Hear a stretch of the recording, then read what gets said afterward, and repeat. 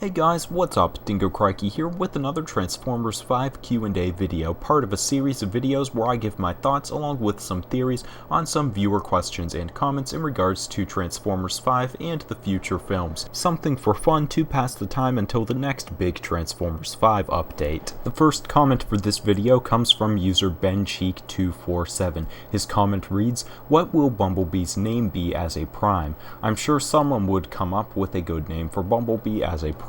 Then there is a reply from user Alyssa's Dead Memories, which reads, "I wouldn't even know what to call him. Bumble Prime, Bumblebee Prime, Goldbug Prime, Goldfire Prime." And for anyone who didn't see the last Q&A video and are wondering why it's even being discussed, the idea of Bumblebee becoming a Prime, part of the discussion in the last one was whether or not Bumblebee would eventually take Optimus's place as not only the main character of the film, but possibly even as the leader of the Autobots, similar to what Rodimus did in Generation 1. In his case, he was originally called Hot Rod, but when it was revealed that he would be the next bearer of the Matrix, he took upon the name Rodimus Prime. And as much as I love the name Bumblebee Prime, I really don't think Bumblebee's name is going to change regardless of whether or not he becomes leader, or even if he is granted the Matrix. I think his name will stay Bumblebee, or at very most Bumblebee Prime, for the same reasons that I don't think he'll ever be changed to Goldbug, or at least not a name. And it's purely because of marketing, in my opinion. Bumblebee not only is one of the most recognizable characters by his look, but also by his name. It's pretty much him and Optimus at the forefront of Transformers. And especially when a new movie has been released, you can be guaranteed that when you go down a toy aisle, you'll see a million different Bumblebee figures. Shadow Strike Bumblebee, Death Sting Bumblebee, Supreme Leader Omega God Bumblebee. It doesn't matter, Bumblebee is pretty much everywhere, like it or not. It just seems like it's been the case since the 2007 movie, and it seems as if Hasbro is going to continue this trend. Now, I'm definitely no master in marketing and different strategies, or how a name affects a toy's sales and what are the logistics of that, but just from simple observation, I don't think it would be as good of a strategy to change the name of all of the potential future Bumblebee figures to Goldbug. I mean, they definitely could sell very well and the name could catch on, but it seems like it would be a lot safer just to stick with Bumblebee and never change it in the first place, because people do know the name so well. And even if some people have the rebuttal that when a character becomes a Prime, their name has to change, I mean, that may make sense in the logic of the different Transformers continuities, though that hasn't been confirmed how that works in the movie universe. Even if it was the case, if the movies have taught us anything, it's that logic can be thrown out the window for whatever Hasbro or Paramount would want to do. Now, obviously, I could be wrong on this, it's just speculation, and I would like to see Bumblebee get his name upgraded in some way. I'd be really curious to see what they could come up with. But from my observation, you've always got to remember that there's politics and, there's a business end to this too, and oftentimes that will override the logic or maybe some things we would like to see in the story. And you can't really blame them for doing that. I mean, Bumblebee is their big staple character, and changing his name I think could be quite risky. Maybe it wouldn't be though. Those are just my thoughts. The next comment comes from user Cardboard Box, and it's also in regards to the Bumblebee situation. The comment reads, "Everybody loves Sir Cullen, and if they need to recast his voice, yes, it would be sad, but Leonard Nimoy's 1986 Galvatron worked out well, and any studio doing movies this big would have the money and tools at hand to clone Cullen. They can't bench Optimus because of a different voice. Remember when Megatron killed him? That did not go over well at all. Optimus must always be the highest ranking person in the Transformers universe, and sure as bleep, better not be relaxed as Bumblebee. The G1 Jar Jar, I never liked him at all, in anything, ever. If they spin it as a changing of the guard, I will first burst out laughing in the theater, then cry. They tried replacing Optimus Prime before, and that's when G1 took a nosedive. Fans will be sad, but understand if Cullen must depart, that's no reason to kill Prime again or anoint Bumblebee. It should always be Optimus, voice change or not. Always. Great video, keep them coming, and thanks for taking the time to do these." Well, thanks for the comment, though I did rephrase a few things just to censor it in the reading. This wasn't exactly a question, but I wanted to address a few of the things anyways, as I thought he brought up some interesting points. As far as them recasting the voice of Optimus, let's say it doesn't even come down to Peter Cullen's age, but rather he doesn't like the direction of the films. He has previously stated that he didn't like some of the lines he had to say in Age of Extinction, which people assume was the line he had about killing humans, which, being the hero in a kid's film, he may have felt uncomfortable with. So even in this scenario, would they replace the voice of Optimus? I mean, as the commenter says, I guess it is a possibility they could find another voice like him. Some people have even brought up the YouTube user, who's now I guess a professional voice actor, John 3.0, as he seems like he could do a voice pretty close to Optimus's Generation 1 voice. And logically, I think they could get away with this. I mean, there always are going to be nuances of the voice. You're always going to be able to tell it's different, but they have done this with other characters in the past. Sideswipe has a different voice in Revenge of the Fallen to Dark of the Moon, and this even happens with some cartoons. Maybe the voice actor dies, maybe there's a disagreement between the voice actor and the show's creator. Whatever the case is, they have to switch the voice actor halfway through. In any case, I don't think it's nearly as big as what we're dealing with Peter Cullen as the voice of Optimus. It's Optimus Prime. Him and Bumblebee are the most recognizable characters in the films. Being that he's a computer-generated character, his voice is obviously a very big part of his persona. Also, Peter Cullen's a pretty recognizable voice at this point in time, whereas with a character like Sideswipe, I'm sure most people wouldn't even be able to tell me either of the character's voice actors without first looking it up on Wikipedia. So it's just personal speculation, but I think replacing his voice would stand out as a sore thumb. Not only that, but Transformers fans tend to be very sensitive about this type of thing, or at least so I've noticed. For me, or for the commenter obviously, user Cardboard Box, we wouldn't have a problem with them replacing Optimus's voice if it were the only option. And I could be wrong about this, I just always assumed that there would be a backlash to replacing Peter Cullen's voice with a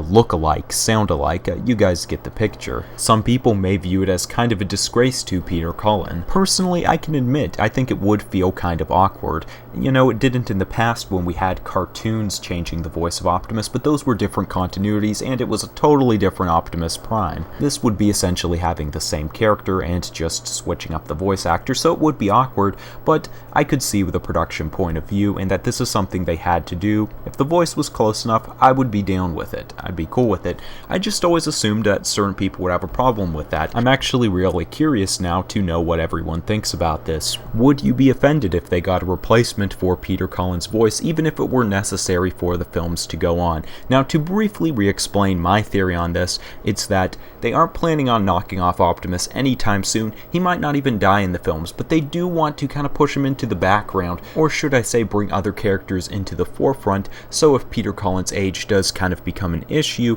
they have other characters to fall back on and their entire franchise doesn't fall through. I've already discussed that more extensively in other videos, so I won't elaborate on it too long here. Now, the comment also brings up the idea that they can replace Peter Cullen because they did the same with replacing Frank Welker with Leonard Nimoy in the 1986 film when Megatron became Galvatron.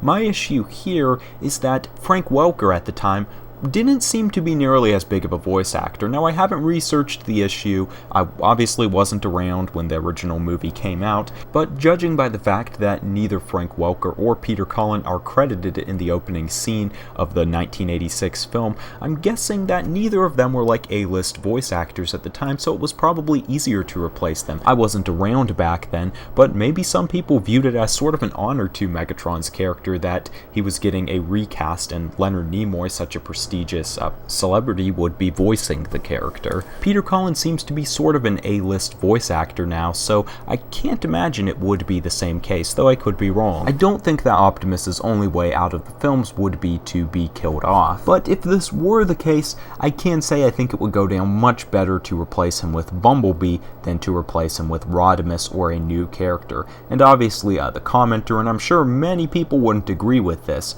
but I think as far as the younger fans go, go, this may have better chances of working out. A lot of the newer fans seem to be much more accommodated to Bumblebee and seem to really like him. And once again, I'm not saying this would be the best option. It could still end up being a travesty, as it appeared to be the case for Generation 1, you know, having Optimus's death in general, but the replacement of Optimus with Bumblebee, I think would go down better with the majority of newer fans. I could be wrong about that, but there are a few more things in the comment, but I do want to try to get one or two more comments in. Once again, thanks for the comment. The next comment comes from user JakeMax789. His comment reads, "I'm pretty sure Excalibur, Star Saber, was given to the medieval humans by the Primes to help maybe defend against the fallen Megatronus.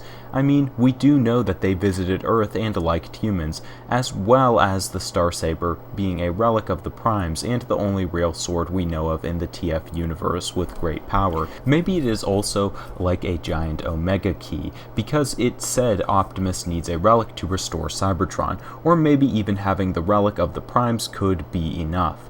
Maybe it's even both." So thanks for the comment and the theory. As far as its plausibility, you know, it's something I really can't comment on because we don't even know if Excalibur is going to be the Star Saber, and we don't even know if Excalibur is the object they're searching for. It does seem likely at this point in time, as the rumor said, they are looking for an artifact or something of the sort. We're going to have tie-ins to Merlin lore, and we already have swords being a major theme in Age of Extinction, and seemingly they're going to continue on into the next film. But we still don't know for sure, so it would be sort of like building a hypothesis on top of a hypothesis. Now, I will say that if the artifact does turn out to be a sword, most likely being Excalibur in Earth terms, I would be really disappointed if it weren't the Star Saber. As the comment mentions, it is the only really significant sword in Transformers lore, and it would fit so perfectly into this plot. Especially if they also have Megatron being a knight, it would be a great opportunity for them to throw the Dark Saber in there,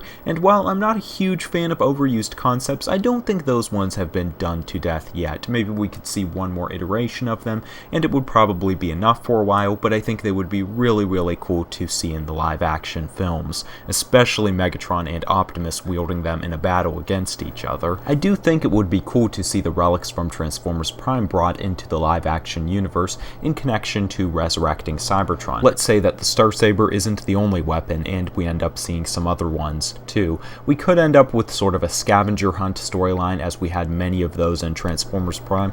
Personally, I'm not too crazy about those types of scavenger hunt storylines, as they get kind of repetitive and we ultimately know where they're going. We're just basically waiting to get to that end goal. But if the films are going to always focus around these ancient artifacts on planet Earth or other planets that need to be found, I would prefer something a little bit more set up and planned out like this. And in this case, we would be able to see some of those artifacts, such as the Apex armor. I can't remember its name off the top of my head, but we also had the hammer. Seeing some of those things in the films would be kind of cool. Now, a little problem I have with this theory, even though it's just one of the details, is the idea that the Transformers gave the sword to the humans to defend against Megatronus. The only problem with this is that, from what we've seen, the whole problem of the Fallen was something that the ancient Transformers dealt with, and I'd have to go back and watch the film, but I do believe humans were much more primitive in the time that the Fallen had come to Earth originally, you know, much less evolved, so I don't think it would line up with England's medieval period. But I'm sure they could always come up with some new reason for the Transformers to give the sword to the humans. Or maybe it was given to them as sort of a preventative if the Fallen ever returned. Maybe they'd heard the rumors that he had come to planet Earth. Of course, you guys can drop your thoughts off in the comment section below, and I think that's going to be all of the comments that I addressed for this video. I did want to discuss some channel updates at the end of this video,